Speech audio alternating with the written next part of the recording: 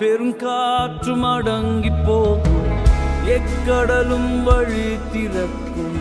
உங்க நாமம் உயர்த்தும் போது கண்மலையும் கரைந்து போகும்.